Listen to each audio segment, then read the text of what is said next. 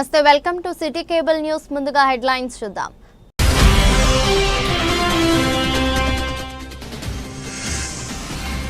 రైతుల సమస్యలు పరిష్కరించేందుకే భూభారతి కార్యక్రమం చేపట్టినట్లు వెల్లడించిన జిల్లా కలెక్టర్ సందీప్ కుమార్ ఝా.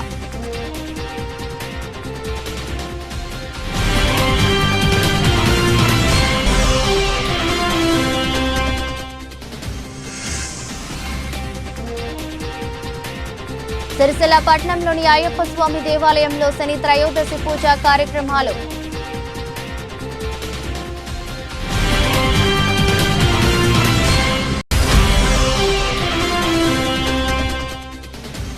రజతోత్సవ వేడుకలు ఎందుకు నిర్వహిస్తున్నారో ప్రజలకు చెప్పి కేసీఆర్ బయలుదేరాలని సవాల్ విసిరిన సిరిసిల్ల నియోజకవర్గం కాంగ్రెస్ పార్టీ ఇన్ఛార్జి కేకే మహేందర్ రెడ్డి.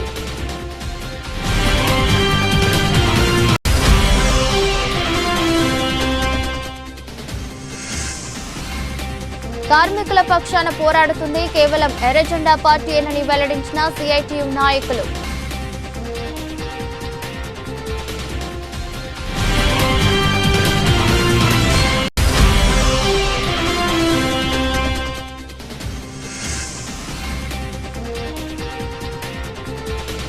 సిరిసిల్లలో ప్రారంభమైన ఊషు ఛాంపియన్షిప్ పోటీలు.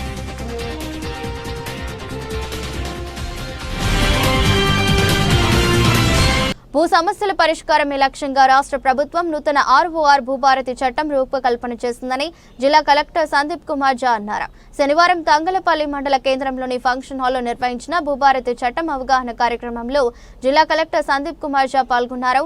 భూభారతి చట్టంలోని వివిధ అంశాలను కలెక్టర్ రైతులకు, ప్రజలకు పవర్ పాయింట్ ప్రెజెంటేషన్ ద్వారా వివరించారు. భూ సమస్యలు పరిష్కరించడమే లక్ష్యంగా ప్రభుత్వం రూపొందించిన భూభారతి చట్టం 2025 అమల్లోకి వచ్చిందని, ముందుగా రాష్ట్రంలోని 4 మండలాలలో పైలట్ ప్రాజెక్టు కింద ఈ చట్టం అమలు చేస్తున్నారని జిల్లా కలెక్టర్ తెలిపారు. వారసత్వం లేదా వీలునామా ద్వారా భూమిపై హక్కుల సంక్రమిస్తే తహసీల్దార్ విచారణ జరిపి హక్కుల రికార్డుల్లో మ్యూటేషన్ చేస్తారని, నిర్ణీత గడువు 30 రోజుల్లోగా పూర్తి చేయకుంటే ఆటోమేటిక్ గా మ్యూటేషన్ జరుగుతుందని అన్నారు.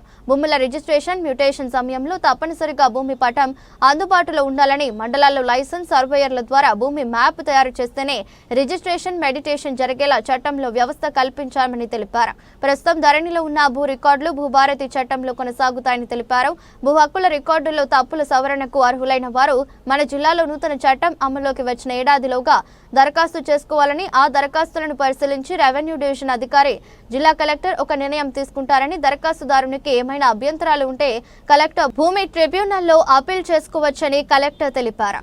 భూ సమస్యలపై అధికారులు అందించిన ఆర్డర్లపై భూభారతి చట్టం ప్రకారం అప్పీల్ చేసుకునే అవకాశం ఉందని, రెవెన్యూ డివిజన్ అధికారి నిర్ణయంపై కలెక్టర్ వద్ద, కలెక్టర్ నిర్ణయంపై భూమి ట్రిబ్యునల్ వద్ద అప్పీల్ చేసుకోవచ్చని, గతంలో ధరణి వ్యవస్థ ఉన్నప్పుడు ఏదైనా అభ్యంతరాలు ఉంటే సివిల్ కోర్టుకు మాత్రమే వెళ్లాల్సి ఉండేదని, నేడు అవసరం లేకుండా అప్పీల్ వ్యవస్థకు అవకాశం కల్పించిందని అన్నారు.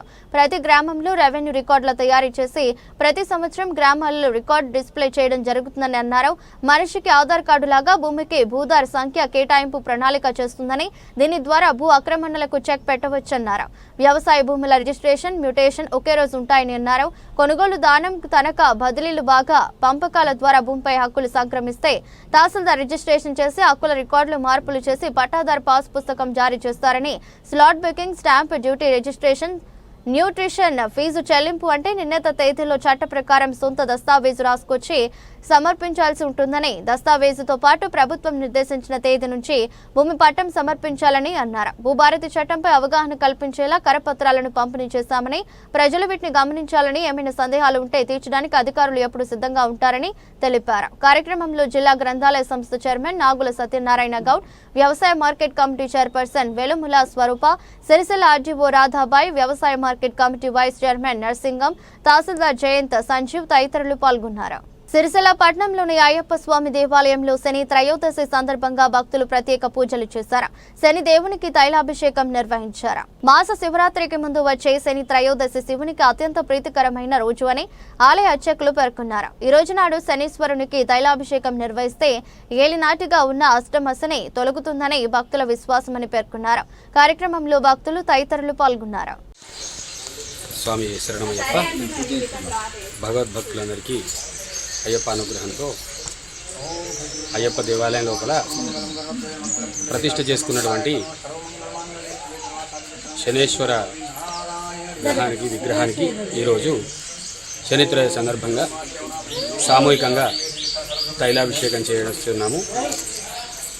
ఇదివరకు చాలాసార్లు కూడా ఈ తైలాభిషేకం జరిపించడం జరిగింది. మాస శివరాత్రి ముందు వచ్చే త్రయోదశి శనివారంతో కూడుకున్నది, చాలా శ్రేష్టమైనది. ఆ రోజు పరమశివుడికి అత్యంత పవిత్రమైన రోజు కావున శనేశ్వరుడికి తైలాభిషేకం చేసి రుద్రాభిషేకం చేయడం జరుగుతుంది. ఇది దాదాపుగా 10 సంవత్సరాల నుంచి మన దేవాలయంలో చేస్తున్నాం. టీఆర్ఎస్ పార్టీ రజతోత్సవ వేడుకలు ఎందుకోసం నిర్వహిస్తుందో ప్రజలకు చెప్పాల్సిన అవసరం ఉందని సిరిసిల్ల నియోజకవర్గ కాంగ్రెస్ పార్టీ ఇన్ఛార్జి కేకే మహేందర్ రెడ్డి అన్నారు. ఈ రోజు సిరిసిల్లలో ఏర్పాటు చేసిన మీడియా సమావేశంలో ఆయన మాట్లాడారు. అధికారంలో ఉండగా ప్రజల సమస్యలు పట్టించుకునే బీఆర్ఎస్ ప్రభుత్వం నేడు రజతోత్సవ సభలు జరుపుకోవటం సిగ్గుచేటని కేకే మహేందర్ రెడ్డి అన్నారు. ఇన్నేళ్లలో ఏమి సాధించారో ప్రజలకు సమాధానం చెప్పి కేసీఆర్ సభకు బయలుదేరాలని సవాల్ విసిరారు. భవిష్యత్తులో కుర్చీల కోసం కేటీఆర్ హరీష్ రావులు కొట్టుకోక తప్పదని జోషం చెప్పారు. ఈ సమావేశంలో ఏఎంసీ చైర్పర్సన్ వెలుముల స్వరూప, సిరిసిల్ల పట్టణ కాంగ్రెస్ అధ్యక్షులు చొప్పదండి ప్రకాష్, కాముని వనిత, ఆడేపు చంద్రకళ, ఎల్ఏ లక్ష్మీనారాయణ, వైద్య శివప్రసాద్ తదితరులు పాల్గొన్నారు. తెలంగాణ ప్రజలు కొట్టిన దెబ్బకు బీఆర్ఎస్ మతి భ్రమించి బీఆర్ఎస్ పార్టీకి ఇవాళ ఇంకా చిందర వందర అతలాకుతలంగా అసలు మతి భ్రమించి మాట్లాడుతున్నట్టుగా ఉన్నది. వాళ్ళ అసలు వాళ్ళది టీఆర్ఎస్ పార్టీ బీఆర్ఎస్ పార్టీ అనే సంగతి వాళ్ళు మర్చిపోయినట్టు అనుకోవచ్చు. ఇలా కేసీఆర్ గారు రేపు పొద్దుగాల ఏదైతే రజతోత్సవ సభలు పెడుతుండో వరంగల్ వేదికగా వెళ్లే ముందు ఆయన తేడతెల్లం చేయాలి. అసలు ఇది టీఆర్ఎస్ రజతోత్సవ సభన లేకుంటే బీఆర్ఎస్ పార్టీ 2వ వార్షికోత్సవ సభన ఆవిర్భావ సభన వారు తేటతెల్లం చేయాల్సిన అవసరం ఉన్నది. బీఆర్ఎస్ పార్టీ ఒక జాతీయ పార్టీ, వాళ్ళ జాతీయవాదమా ప్రాంతీయవాదమా? టీఆర్ఎస్ పార్టీ అంటే మరి అది పెట్టినప్పుడు ప్రాంతీయవాదంతో పెట్టిన పార్టీ. తర్వాత వాళ్ళు బీఆర్ఎస్ పార్టీగా మార్చుకున్నప్పుడు వారు భారత రాష్ట్రంతో అంటే మరి జాతీయవాదం కొని పెట్టినట్టుంది. ఎందుకంటే అప్పుడు మహారాష్ట్రలో ఒక శాఖను ఏర్పాటు చేసి అక్కడ కూడా అధ్యక్షులు పెట్టడం జరిగింది. అలాగే అక్కడక్కడ 2-3 శాఖలను ఏర్పాటు చేసి ఆ రాష్ట్రాలలో అధ్యక్షులు కూడా పెట్టడం జరిగింది. వాళ్ళ కేసీఆర్ గారు మరి బీఆర్ఎస్ పార్టీకి జాతీయ అధ్యక్షుడా లేక ఇలా రాష్ట్ర అధ్యక్షుడా బీఆర్ఎస్ పార్టీ? ఈ రెండింటి మధ్యలో వాళ్ళు తేల్చుకోవాలి. వాళ్ళు తేల్చుకోకపోవడం కారణం ఏంటంటే తెలంగాణ ప్రజలు కొట్టిన దెబ్బకు వాళ్ళు మతి భ్రమించి ఇంకా కూడా అందులోంచి కోలుకోలేకపోతున్నారు. వాళ్ళు ఇది జాతీయవాదమా ప్రాంతీయవాదమా లేదా టీఆర్ఎస్ పార్టీ బీఆర్ఎస్ పార్టీ వాళ్ళదని చెప్పి ఇవాళ హైదరాబాద్ నుంచి కేసీఆర్ బయలుదేరే ముందు తెలంగాణ ప్రజలకు స్పష్టత ఇవ్వాల్సిన బాధ్యత కేసీఆర్ గారి పైన ఉందని చెప్పి నేను భావిస్తున్నాను. ఇవాళ వీటికి సమాధానం చెప్పినాకనే ఆయన వరంగల్కి బయలుదేరాలి. ఎందుకంటే తెలంగాణ ప్రజలను ఎప్పటికీ మోసపుచ్చరు. టీఆర్ఎస్ పార్టీ మీద కాకమ్మ కథలు, పీట కథలు, అన్ని కథలు చెప్పి ఇలా అధికారంలోకి వచ్చిన తర్వాత ఈ ప్రాంతాన్ని దోచుకొని తిని ఇవాళ ప్రజలను ఎట్లా వంచినో ఆ వంచనకు గురైన ప్రజలందరూ కూడా నీకు తగిన గుణపాఠం చెప్పిండ్రు. ఇవాళ అధికారం కోల్పోయి ప్రతిపక్ష హోదాలో వచ్చినప్పటికి కూడా కేసీఆర్ గారు ప్రజల పక్షాన్ని నిలబడలే. ఎంతసేపు అధికారం యావగా ఆ రోజు తెలంగాణ ఉద్యమాన్ని చేపట్టిండు, అనేకమైన హామీలు ఇచ్చిండు. ఇలా ఏ ఒక్క హామీని కూడా నిలబెట్టే పాపాన పోలే. ఇలా ప్రతిపక్ష హోదాలో ఎల్పీ లీడర్గా అయితే ప్రజల పక్షాన్ని నిలబడడానికి ఆయన ఇంతవరకు కూడా అసెంబ్లీకి పోలే. స్వయంగా మా ముఖ్యమంత్రి అనేక సందర్భాల్లో వారిని ఆహ్వానించారు. ఒక ప్రధాన ప్రతిపక్ష నాయకుడిగా అసెంబ్లీకి వచ్చి మీ గళాన్ని వినిపించు, అలాగే ప్రజల పక్షాన ఏమైనా సలహాలు సూచనలు ఉంటే చేయండి, తప్పకుండా మీ అనుభవాన్ని మేము ఉపయోగించుకుంటామని చెప్తే ఆయన ఎప్పుడు కూడా వచ్చిన పాపాన పోలే. ఎల్పీ లీడర్ లేకుంటే కనీసం ఆ పార్టీలో ఒక ఉపనాయకుని కూడా పెట్టే పాపాన పోలే వాళ్ళు. అక్కడ వాళ్ళ నాయన ప్రజల పక్షాన నిలబడలే రాష్ట్రంలో. ఈ ప్రాంతం నుంచి నేను బీఆర్ఎస్ఓ టీఆర్ఎస్ పార్టీకో వర్కింగ్ ప్రెసిడెంట్, ఎందుకంటే ఆయనకే కన్ఫ్యూజన్ అది బీఆర్ఎస్ఓ టీఆర్ఎస్ఓ, దానికి నేను వర్కింగ్ ప్రెసిడెంట్ అని చెప్పుకుంటున్నా. ఈ మహానుభావుడు ఈ ప్రాంతానికి ప్రాతినిధ్యం వహిస్తున్న వ్యక్తి, ఇక్కడ ప్రజలు వడగళ్ల వాన వల్ల కానీ పంట నష్టపోతే ఇలా అనేకమైన పంటలు నష్టపోయినాయి. ఇక్కడ ఎంతసేపు ఆయన నేత కార్యాలయంకు రావాల్సిన బకాయిల విషయంలో కానివ్వండి, నిన్న వడగళ్ల వాళ్ళ వల్ల నష్టపోయిన రైతుల పక్షాన కానీ ఎప్పుడో వచ్చిన పాపాన మోలే. అధికారంలో ఉన్నప్పుడు అయ్యని ఎప్పుడు వడగొట్టి నేను కుర్చీ లాక్కున్న సీఎం కూర్చోనక యావా, వాళ్ళ బావని ఎప్పటికప్పుడు అడ్డంగా పెట్టుకొని వాళ్ళ బావను ఎంతసేపు దూరం ఉంచాలని యావా. ఇలా అధికారం కోల్పోయింది, అప్పుడు కుర్చీ సాధ్యం కాలే సీఎం కుర్చీ. ఇలా అధికారం కోల్పోయిన తర్వాత ఉన్నది ఏంటంటే వాళ్ళ పార్టీ, ఆ పార్టీ కొరకు మళ్ళీ ఇలా కుస్తీ. వాళ్ళ బావని ఎట్లా పక్కకు పెట్టాలి, ఆ కుర్చీని ఎట్లా లాక్కోవాలి, అదంతా కూడా బహిర్గతమైంది. వాళ్ళ కేసీఆరే స్వయంగా ముందుగా పత్రికా పక్షంగా అనౌన్స్ చేసిండు. ఏదంటే వరంగల్ సభ ఇవాళ హరీష్ రావు గారు అధ్యయనం నడుస్తుందని చెప్పి, రాత్రి ఏమైందో మళ్ళీ ఇంట్లో కొట్లాట, ఆ కొట్లాట ఏమైందో అని మళ్ళీ కేటీఆర్ గారు వచ్చింది. ఇవాళ ఆ కేటీఆర్ గారు వచ్చిన తర్వాత మళ్ళీ మాకు ఒక అనుమానం ఉంది. ఇవాళ అది వాళ్ళ పార్టీ అంతర్గత సమస్య అయినప్పటికీ కూడా ఇలా తెలంగాణ ప్రజలు కూడా ఇలా ఆలోచిస్తుంది. ఇవాళ మాకు తేటతెల్లమైంది. అప్పుడు తెలంగాణ ఉద్యమ సమయంలో తెలంగాణలో వాళ్ళ అధికారానికి ఎవరైతే అడ్డం వస్తారో అని చెప్పి అనుకున్నారో, ఆలయ నరేంద్ర నుంచి మొదలుకుంటే విజయశాంతిని, నన్ను, స్వర్గీయ జిట్ట బాలకృష్ణారెడ్డి గారిని, రవీంద్రనాయక్ గారిని, విజయరమణారావు గారిని, గాద ఇన్నయ్య గారిని, డాక్టర్ చంద్రశేఖర్ గారిని ఒక్కొక్కరుగా అడ్డం దొరుకుంటూ వచ్చింది. ఇవాళ ఎందుకంటే వాళ్లకు సజావుగా అధికారం రావాల, వాళ్ళు ఎవరు కూడా ప్రశ్నించే గొంతుకలు వాళ్ళతో ఉండొద్దని చెప్పి. మరి రేపు పొద్దుగాల కొడుకు గిట్ట కుర్చీ ఇస్తే హరీష్ రావు అడ్డం పడుతున్నామని చెప్పి హరీష్ రావు గారికి వీళ్ళ పాటలేనో దారి చూస్తుండేమో అనిపిస్తుంది వాళ్ళ. అది తెలంగాణ ప్రజలు కూడా భావిస్తున్నారు. ఇవాళ ఇలా రేపు పొద్దుగాల రైతోత్సవ సభల బీఆర్ఎస్ ద్వితీయ ఆవిర్భావోత్సవ సభల కనీసం అన్ననన్నా చెప్పాలి. అలా ఆయన అది తేలిన తర్వాత, సభ అయిన తర్వాత ఈ కుర్చీల కొట్లాడల హరీష్ రావు పక్కా ఖాయం, బయటికి కూడా ఖాయం అని చెప్పి తెలంగాణ ప్రజలందరూ కూడా భావిస్తుండ్రు. ఎందుకంటే వాళ్ళ చరిత్ర అట్లుంది. కేసీఆర్ గారిది కానీ వాళ్ళది కానీ చరిత్ర అక్కడ ఉంది. ఇలా కుర్చీల కొట్లాడుతున్నాడా. చిన్నప్పుడు మనం ఆడుకునే వాళ్ళం. ఇలా కుర్చీల కొట్లాడ, తేపుకో కుర్చీ తీసేసుకుంటా. ఇలా కేసీఆర్ వేయండి మూలకి, ఎందుకంటే ముసలాడు వేయండి కాబట్టి ఆయన మూలకు వంట పెట్టేటట్టే ఉన్నారు. కానీ నాకెందుకు ఈ పంచాయతీ అని చెప్పి ముగ్గురు ఉంటే హరీష్ రావు రేపు పంపిస్తాను. తర్వాత కవితక్కకు తనకుంటుంది.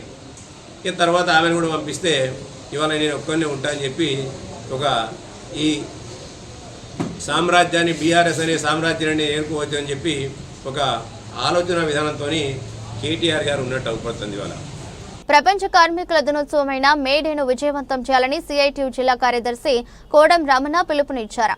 ఈ రోజు టెక్స్టైల్ పార్కులో మేడే కార్యకరపత్రాలు కార్మికులతో కలిసి ఆవిష్కరించారు. ప్రపంచ కార్మికుల హక్కుల దినోత్సవంగా మేడే నిర్వహించుకోవడం జరుగుతుందని రమణ పేర్కొన్నారు. 8 గంటల పని దినాన్ని అమలు చేయాలని కార్మికుల పక్షాన చికాగోలో పోరాటం మొదలైందన్నారు. 139 సంవత్సరాల నుండి కార్మికుల పక్షాన పోరాడుతుంది కేవలం ఎర్రజెండానేనన్నారు. ఈ కార్యక్రమంలో పవర్లూమ్ వర్కర్స్ యూనియన్ నాయకులు, కార్మికులు తదితరులు పాల్గొన్నారు. టెక్స్టైల్ పార్క్ కార్మికులందరూ తెలియజేయనిది ఏమనగా, మేడే 1వ రోజు ప్రపంచ కార్మికుల దినోత్సవం సందర్భంగా మేడే జెండాను ఆవిష్కరించుకోవడం జరుగుతుంది. టెక్స్టైల్ పార్కులోని కార్మికులు అందరూ ఉదయం 8 గంటల లోపు పాల్గొని జెండావిష్కరణ చేసుకోవాలని కోరడమైంది. అదేవిధంగా టెక్స్టైల్ పార్కులో అన్ని రంగాల కార్మికులు ఈ మేడే జెండా ఆవిష్కరణకు తప్పకుండా హాజరై మేడేను విజయవంతం చేయాలని టెక్స్టైల్ పార్క్ కార్మికులందరినీ కోరడమైంది.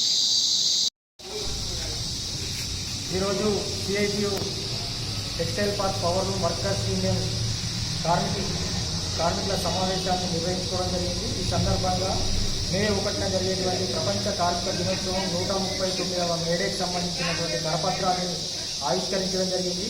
మరి కార్మిక వర్గం కష్టజీవులు హక్కుల పోరాట దినంగా మేడే ప్రపంచవ్యాప్తంగా జరుపుకోవడం జరుగుతుంది. ఆనాడు 139 సంవత్సరాల క్రితం అప్పుడున్నటువంటి కార్మిక వర్గం 8 గంటల పని విధానం అమలు కోసము, కార్మిక హక్కుల కోసము పెద్ద ఎత్తున అమెరికా చికాగో నగరంలోని హేమార్పేటలో చేసిన పోరాటంలో మరి అక్కడ ఉన్నటువంటి యాజమాన్యాలు మరి పోలీసుల చేత కాల్పులు జరిగినటువంటి సందర్భంలో 8 మంది అక్కడికక్కడే మరణించడం జరిగింది. వారి రక్తం నుండే పుట్టిందే ఎర్ర జెండా.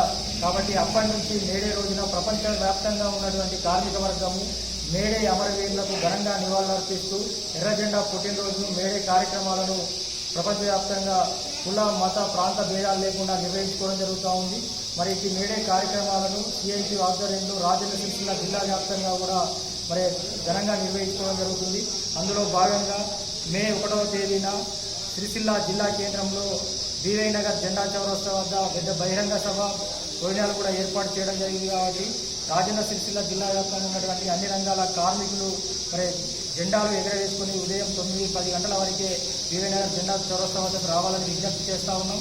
అదేవిధంగా ఇక్కడ టెక్స్టైల్ పార్క్లో కూడా మరి పార్క్ గేటు ముందు కూడా సిఐటి జెండా ఆవిష్కరణ కార్యక్రమం ఉదయం 8 గంటలకే ఉంటుంది. కాబట్టి టెక్స్టైల్ పార్క్లో పనిచేస్తున్నటువంటి ప్రతి ఒక్క పవర్ రూమ్ కార్మికులు కావచ్చు, వార్తీయ వైపన్యం అనుబంధంగా ఉన్నటువంటి అన్ని రంగాల కార్మికులు ఉదయం 8 గంటల వరకే పార్క్ గేటు వరకు జెండా ఆవిష్కరణ మేడే కార్యక్రమాల్లో పాల్గొనడం విజయవంతం చేయాలని చెప్పి సిఐటి రాజన్న సిరిసిల్ల జిల్లా కమిటీ పక్షాన పిలుపునివ్వడం జరుగుతూ ఉంది.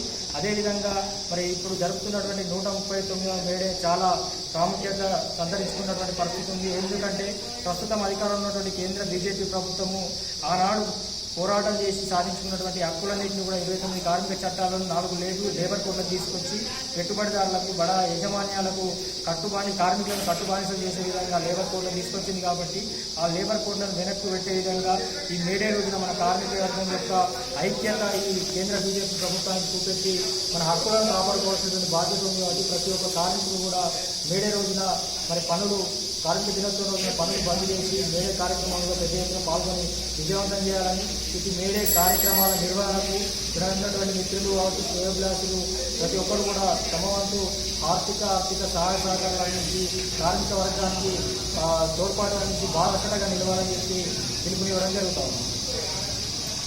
సిరిసిల్ల పట్టణంలోని పద్మనాయక ఫంక్షన్ హాల్లో 3వ district sub junior and junior next second inter district senior wushu championship 2025 పోటీలు ప్రారంభమయ్యాయి. ఇందులో తెలంగాణలోని 33 జిల్లాల నుంచి వచ్చిన క్రీడాకారులు పాల్గొన్నారు. సిరిసిల్ల డిస్ట్రిక్ట్ ఉషు ఆర్గనైజేషన్ సభ్యులు S Raviteja, B Akhila, V Bhavani, K Lahari ఆధ్వర్యంలో ఉషు ఛాంపియన్షిప్ పోటీలు నిర్వహించారు. ముఖ్య అతిథులుగా DYSO M Ramdas, Telangana wushu president Premaraju, Telangana wushu general secretary Umar, Vemula సతీష్లు పాల్గొన్నారు. డివైఎస్ రామ్దాస్ చేతుల మీదుగా పోటీలు ప్రారంభించారు. Amateur wushu association sub junior, junior and senior wushu championship జరుగుతుందని, కావున ఇందుకు మన తెలంగాణ రాష్ట్ర 33 జిల్లాల నుండి పిల్లలు అందరూ వచ్చారు. పార్టిసిపేషన్ చేసి వాళ్ళు gold and silver, bronze medals సాధించారు. దీనికి ముఖ్య అతిథిగా డివైఎస్ఓ సార్ గారు, రామదాస్ సార్ గారు, మరియు Telangana district president Premraj sir గారు మరియు జనరల్ సెక్రటరీ ఉమర్ సార్ గారు వచ్చి మెయిన్ ముఖ్య వచ్చిన 33 జిల్లాల నుండి team coaches and managers sir వాళ్ళందరికీ నా యొక్క హృదయపూర్వక ధన్యవాదములు. ముఖ్యంగా సతీష్ సార్ గారికి హృదయపూర్వక ధన్యవాదాలు తెలియజేసుకుంటున్నాను. రాష్ట్ర స్థాయి పోటీలు నిర్వహించుకుంటున్నారు. ఇక్కడ స్టేట్ ప్రెసిడెంట్ అండ్ సెక్రటరీస్ వాళ్ళు ఉన్నారు. జిల్లా స్థాయిలో అన్ని జిల్లాల నుంచి 33 జిల్లాల నుంచి ఇక్కడ సబ్ జూనియర్స్ అండ్ సీనియర్ కూడా స్టేట్ మీట్ ఇక్కడ జరుగుతుంది. నిజంగా ఈ సీనియర్ స్టేట్ మీట్ కానీ జూనియర్ స్టేట్ మీట్ ఇక్కడ జరగడం అనేది రాజన్న సిరిసిల్ల జిల్లా అదృష్టంగా భావిస్తున్నాం. దీనికి అందరికీ ప్రత్యేకంగా ధన్యవాదాలు, కృతజ్ఞతలు తెలుపుతున్నాం. ఈ యొక్క sub junior, junior, senior inter district wushu championship జరుపుకోవడం చాలా సంతోషం. మొదటిసారి జిల్లాలలో ఈవెంట్స్ జరుపుకున్న ప్రతి జిల్లాలో లాస్ట్ టైం ఆదిలాబాద్లో జరిపాము, అలా మంచిర్యాలలో జరిపాము. అలాగే రాబోయే జూనియర్ నేషనల్ లోపల మేము ఇక్కడ టీమ్ సెలెక్షన్ చేసి జూలై నెలలో మన తెలంగాణలోనే ఈ యొక్క నేషనల్ ఛాంపియన్షిప్ ఆర్గనైజ్ చేస్తాం. అమెచర్ ఉషు అసోసియేషన్ ఆధ్వర్యాన. కాబట్టి మన సిరిసిల్ల డిస్టిక్ అసోసియేషన్ వారికి మరి ఇక్కడ నిర్వహిస్తున్న అందరు ఆర్గనైజర్ పేరున వాళ్ళందరూ ధన్యవాదాలు. చాలా మంచి అకామిడేషన్ ఇచ్చారు. అలాగే కలెక్టర్ గారు కూడా ఈ యొక్క టోర్నమెంట్ వారి ప్రోత్సాహంగా ప్రతి ఒక్క క్రీడాకారునికి ఇండైరెక్ట్గా అయినా డైరెక్ట్గా వచ్చి ప్రోత్సహించిన ఇక్కడ ఫెసిలిటీస్ కూడా ఇమీడియట్ డిఓ గారికి చెప్పి బాయ్స్ గర్ల్స్ అందరికీ అకామిడేషన్ సదుపాయాలు కల్పించారు. అలాగే నా ముఖ్య ఉద్దేశం ఏంటంటే ఇంత పెద్ద డిస్ట్రిక్ట్ లోపల ఒక ఇండోర్ స్టేడియం అవుట్డోర్ స్టేడియం కట్టాలని నేను మేనేజ్ చేస్తున్నాను. మన రాష్ట్ర ముఖ్యమంత్రి గారి చేతుల మీదుగా ఇక్కడ అవుట్డోర్ ఇండోర్ స్టేడియం నిర్వహిస్తే క్రీడాకారులకు ప్రోత్సహించినటువంటి అలాగే ఇక్కడ నిర్వహించుకుంటున్న వుషు ఛాంపియన్షిప్ వచ్చిన క్రీడాకారులకు కోచ్లకు అందరికీ మేనేజర్లకు పేరున అసోసియేషన్ తరఫు ధన్యవాదాలు చెప్తున్నాను. సిరిసిల్ల పట్నంలోని శివనగర్ శివాలయంలో శ్రీమతి శ్రీ వసంత ధర్మరాజు గారి శిష్య బృందం కింకిణి దారుణ మహోత్సవం కార్యక్రమాన్ని నిర్వహించారు. ముఖ్య అతిథిగా వేములవాడ ఏఎస్పీ శేషాద్రిని రెడ్డి హాజరై విద్యార్థులను సత్కరించారు. భరతనాట్యంపై ఆసక్తి ఉన్న చిన్నారులకు శిక్షణ కార్యక్రమం నిర్వహించబడుతుందని నిర్వాహకులు పేర్కొన్నారు. 40 రోజుల పాటు కొనసాగి శిక్షణలో కూచిపూడి భరతనాట్యం నేర్పిస్తామని తెలిపారు. ఆసక్తి గల వారందరూ ఈ వేసవి శిక్షణ కార్యక్రమంలో పాల్గొనాలని సూచించారు. గత 5 సంవత్సరాలుగా మరి ఈ కూచిపూడి నాట్యాన్ని అభ్యసిస్తున్న విద్యార్థులు ఈరోజు నృత్య ప్రదర్శించారు. అలాగే 1 సంవత్సరంగా నాట్యం నేర్చుకున్న విద్యార్థులు 8 మందికి ఈరోజు కింకిణి ధారణ మహోత్సవం గజ పూజ కార్యక్రమం జరిగినది. ఈ కార్యక్రమాన్ని విచ్చేసిన శేషాద్రి రెడ్డి గారికి మరియు హనుమాన్ పంతులు గారికి అందరికీ విద్యార్థిని తల్లిదండ్రులకు విద్యార్థులందరికీ పేరున నాట్య సుమాంజలి తెలియజేస్తూ ఈ గురు పరంపర శిష్య పరంపరను కొనసాగిస్తున్న ఈ నాట్యాన్ని ఎంకరేజ్ చేస్తున్న విద్యార్థిని తల్లిదండ్రులకు పేరున ధన్యవాదాలు తెలియజేస్తూ ఈ అవకాశం కల్పించిన విద్యార్థిని తల్లిదండ్రులకు ఈ సభాముఖంగా కృతజ్ఞతలు. ఈరోజు కింకిణి ధారణ మహోత్సవం చాలా అంగరంగ వైభవంగా విజయవంతంగా జరిగింది. ఇలాగే మీ విద్యార్థులు కూడా మేము అంగరంగ వైభవంగా చాలా బ్రహ్మాండంగా జరిగింది. ఆ రాజస్సులతోని వారి కృపా కటాక్షాలతోని చక్కగా ఈ నాట్యాభ్యాసం ఇంకా కొనసాగుతూనే ఉంది. అలాగే ఈ గురు శిష్య పరంపరలో కూడా మీ విద్యార్థులు కూడా మీ పిల్లలు కూడా అందరూ ఈ శివనగర్ శివాలయంలో నాట్యాభ్యాస శిక్షణ తరగతులు వేసవి కాలంలో 40 రోజుల శిక్షణ తరగతులు కూడా ప్రారంభించడం జరిగింది. నిన్న 25 నాడు ప్రారంభమైనవి. ఇక కూడా కొనసాగుతుంటే ఇంకెవరైనా ఆసక్తి గల వారు శివనగర్ శివాలయంలో రావచ్చు. శివనగర్ శివాలయం ముందు మా కార్యాలయం కూడా ఉంది, దాన్ని సంప్రదించవచ్చు. మాకు ఈ అవకాశం కల్పించిన మీడియా సోదరులకు మీడియా మిత్రులకు అలాగే మమ్మల్ని కళాకారులను 10 మందికి తెలియజేసేలాగా ఇంత మంచి ప్రోత్సాహం కల్పిస్తున్న అందరికీ పేరున ధన్యవాదాలు. వార్తలు ముగించే ముందు మరోసారి హెడ్లైన్స్.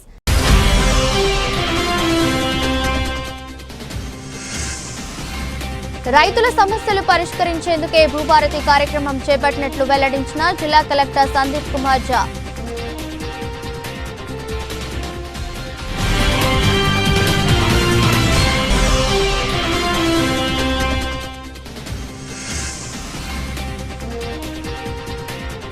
సిరిసిల్ల పట్టణంలోని అయ్యప్ప స్వామి దేవాలయంలో శని త్రయోదశి పూజా కార్యక్రమాలు.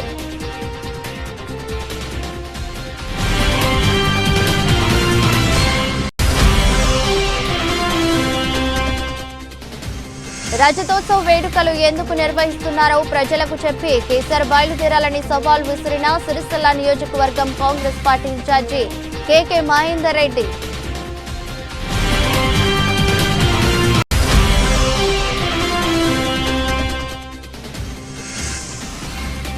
కార్మికుల పక్షాన పోరాడుతుంది కేవలం ఎర్రజెండా పార్టీయేనని వెల్లడించిన సిఐటియు నాయకులు.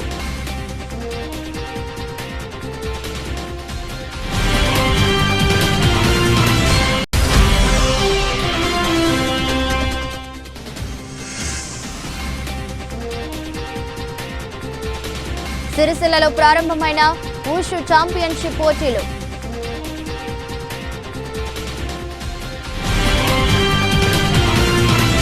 ఇది రెస్ట్ బులెటిన్ మరో బులెటిన్లో మళ్ళీ కలుద్దాం. అంతవరకు సెలవు. నమస్కారం.